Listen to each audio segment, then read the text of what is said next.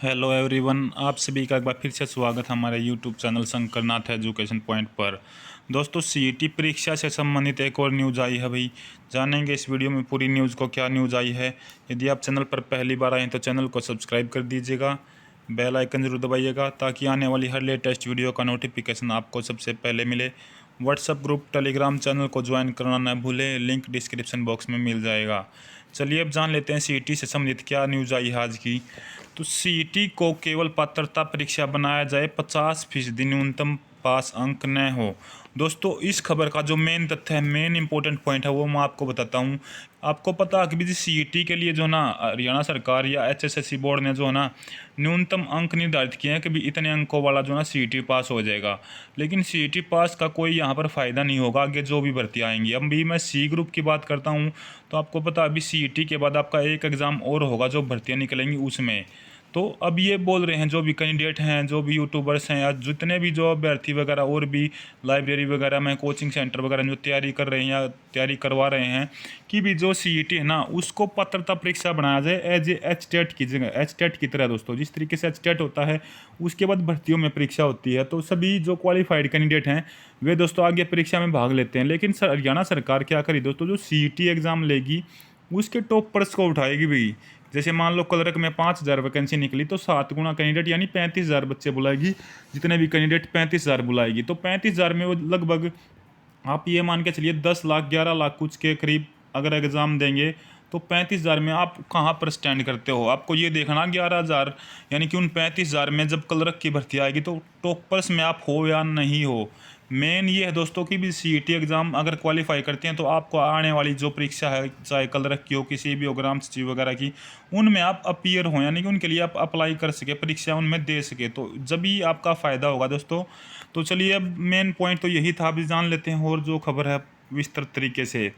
हरियाणा कर्मचारी चयन आयोग ने ग्रुप सी और डी पदों पर भर्ती करनी है, मगर हरियाणा सरकार इसके लिए पहले सीईटी परीक्षा में जनरल कैटेगरी के न्यूनतम 50% अंक प्राप्त किए आवश्यक किया है। यानी जनरल को दोस्तों 50% अंक लेने हैं भी सीईटी में, ऐसे ही ओबीसी को 45 इस तरीके से अंक जो लेने हैं भाई।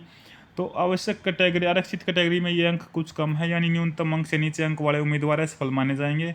प्रदेश सरकार ने भी यह फैसला कर रखा कि एचएसएससी जब ग्रुप सी पदों के लिए आवेदन मांगेगा तो केवल सीईटी में जिन उम्मीदवारों ने जनरल कैटेगरी में 50% से ज़्यादा अंक प्राप्त किए हैं या आरक्षित कैटेगरी में न्यूनतम से ज़्यादा अंक प्राप्त किए हैं, उनमें से पदों की कैटेगरी अनुसार संख्या से 4 गुना को ही आवेदन करने के लिए योग्य बनाया है। तो देखिए दोस्तों, यहाँ पर तो 4 गुना आएंगे, यानी कि जिस तरीके से हमने एग्जांपल दिया था कलर की 5,000 निकली तो आपको 7 गुना बुलाए जाएंगे यहाँ पर, लेकिन वैकेंसीज का भी 4 गुना बुलाया जाएंगे। तो ये भी एक भाई आगे आने वाले में मेन पॉइंट है। गलियारे में चर्चा है कि इससे जहाँ पदों की संख्या अनुसार उम्मीदवारों की संख्या कम रह जाएगी, वहीं सीईटी के बाद एचएसएससी जो परीक्षा आयोजित करेगा उसमें भी दोस्तों बहुत बारी क्या है कि भी कैंडिडेट जो है ना पूरी संख्या में नहीं पहुंच पाएंगे।